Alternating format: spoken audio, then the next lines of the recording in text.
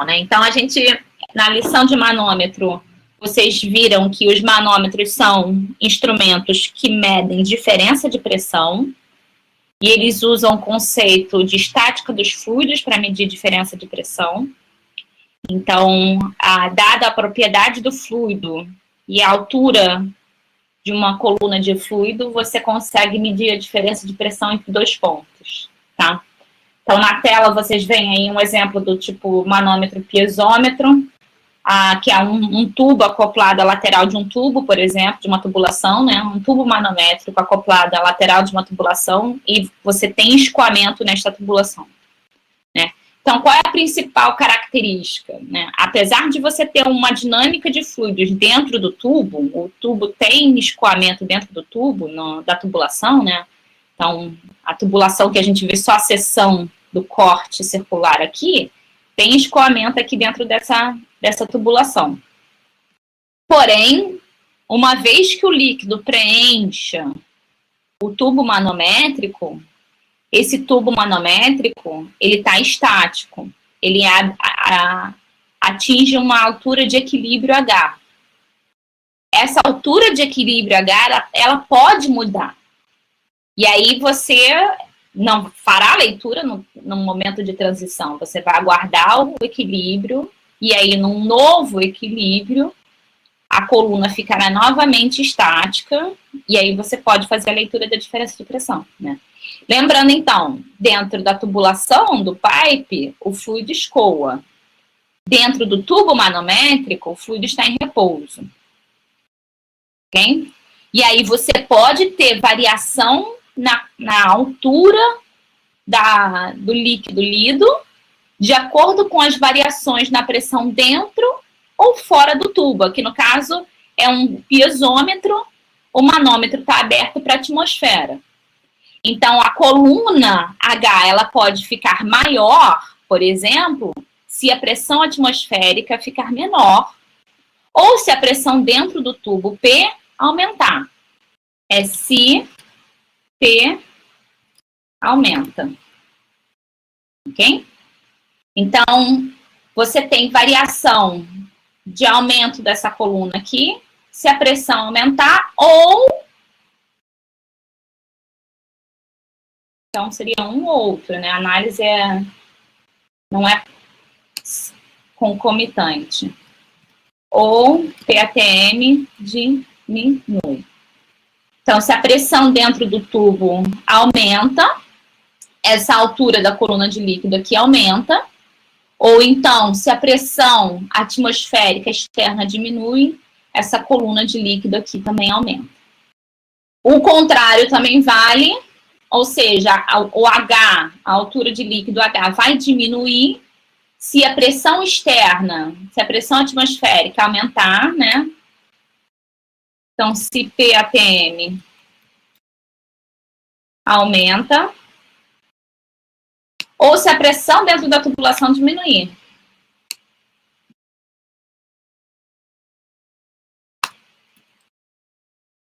Então, a gente tem essas duas hipóteses, e o comportamento é o mesmo para as diferentes configurações de manômetro, né? Por que a gente precisa de diferentes configurações de manômetro? Se dentro da sua tubulação o seu fluido é um gás, você não pode usar um piezômetro, né? Você precisa usar um tubo manométrico do tipo U. E aí, no tubo manométrico do tipo U, você tem a coluna, vamos pegar uma imagem aqui do tubo manométrico do tipo U.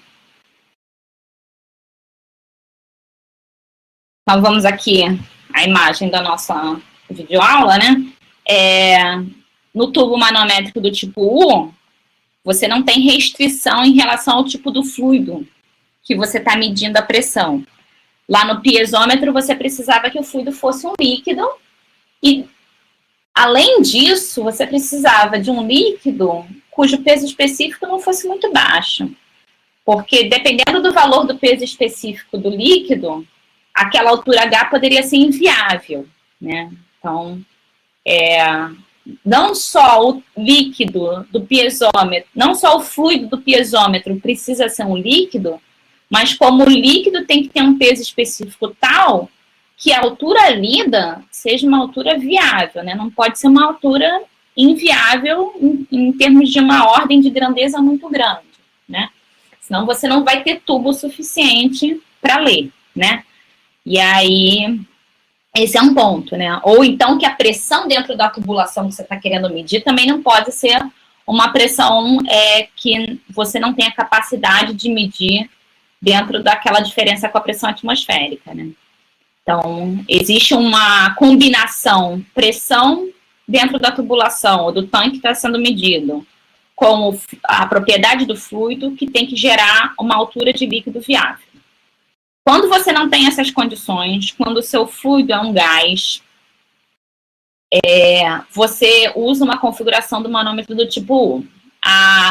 Uma extremidade está conectada, por exemplo, ao tubo com pressão 1, e aí, no exemplo, a gente tem a outra extremidade conectada no tubo com pressão 7, né? Mas você poderia ter essa extremidade que está com o tubo com pressão 7 aberta para a atmosférica. A grande questão aqui é que você agora tem o conceito do fluido manométrico, que é o fluido que está com a cor cinza, né? E aí, esse fluido manométrico é um fluido que você escolhe com uma propriedade tal para que você consiga ler a diferença de pressão entre os dois reservatórios, né? É bem comum utilizar o mercúrio, mas outros fluidos manométricos também podem ser utilizados, né? Novamente, a escolha desse fluido tem que ser de tal forma que a leitura da altura H seja viável para a diferença de pressão que pretende se medir, né? Então, você normalmente vai dimensionar um equipamento para uma faixa de pressão mínima e máxima que você vai medir, e aí, portanto, você conhece essa faixa de pressão que você vai operar, e aí você consegue dimensionar e escolher o fluido manométrico capaz de ler a uma altura com ordem de grandeza viável, né? Então a escolha do instrumento de medida de pressão parte do pressuposto que o engenheiro conhece a faixa de diferença de pressão que ele vai medir, e aí, a partir do conhecimento da faixa de pressão que ele vai medir, ele dimensiona a propriedade do fluido manométrico para dentro de uma altura H viável. Quais são as considerações que a gente pode fazer aqui, né? Então, em engenharia, a gente tem sempre considerações a serem feitas do ponto de vista da ordem de grandeza. Suponha que o tanque com a pressão 1 e o tanque com a pressão 7 são dois tanques de gás, né? Um gás do tipo A e um gás do tipo B, né? E você tem um fluido manométrico ali no meio, o mercúrio. Então, você sabe que a ordem de grandeza da massa específica do mercúrio é sensivelmente maior do que a ordem de grandeza da massa específica do gás, no tanque A e no tanque B, ou no tanque 1 e no tanque 7. Portanto, você pode fazer uma consideração, por exemplo, em que você despreza a altura H3 e a altura H1, porque elas estão sendo multiplicadas por um gama 3 e um gama 1 muito pequenos, próximos ao valor do gama 2. E aí você simplifica essa equação que a gente está mostrando aqui, onde você despreza o gama 3, despreza o gama 1, porque a propriedade gama 3 e a propriedade gama 1 são sensivelmente menores do que gama 2. E essa consideração, se o gama da propriedade 2 for muito maior do que o gama do líquido de propriedade 3 e o gama 1. E aí, como o gama é o peso específico, que é o ρg, né? Então, a gente sabe aqui que o gama é o peso específico. Gama é o ρ vezes a gravidade G. A gravidade é constante, então o que a gente está falando na prática aqui é da massa específica ρ, né? Então, a massa específica do fluido 3 e a massa específica do fluido 1 são desprezíveis em relação à massa específica do fluido manométrico. E aí você simplifica a leitura da diferença de pressão quando você está medindo a diferença de pressão entre dois gases, para apenas P1-P7, gama 2H, ok? Então, você só precisa da leitura do H2. Você não tem necessidade de conhecer H3 e H1. Aí isso simplifica o seu problema, né? Então, qual é a concepção do manômetro de tubo inclinado? A gente conhece a concepção do manômetro do tipo piezômetro ou do tipo IU, que na prática o que eles medem é uma distância vertical H, né? E essa distância vertical H, ela tem uma ordem de grandeza, né, compatível com a diferença de pressão e com a propriedade do fluido que você está escolhendo. Do fluido, no caso do piezômetro, do líquido, ou no caso do tubo IU, do fluido manométrico.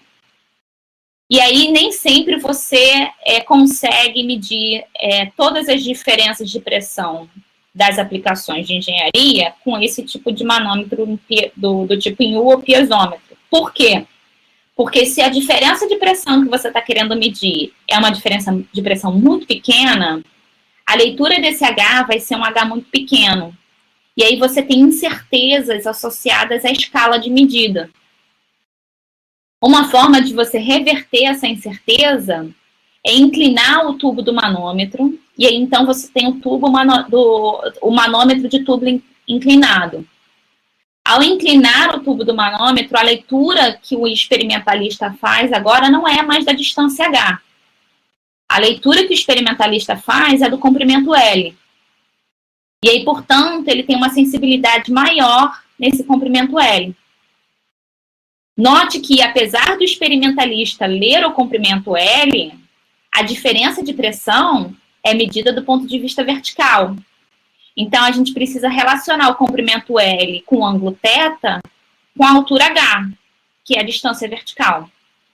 Então, aí a formulação do manômetro de tubo inclinado tem essa característica, né? Então, apesar do tubo ser inclinado e da medida que o experimentalista faz ser o comprimento L, nas equações da diferença de pressão, o que você precisa inserir é uma distância vertical H. E aí essa distância vertical H, então, é dada pelo L, lido no manômetro, vezes o seno do ângulo θ.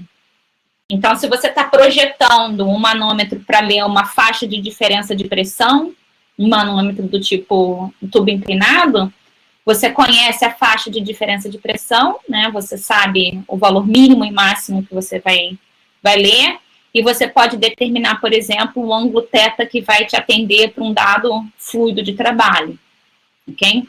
Então, isso é um exemplo de aplicação.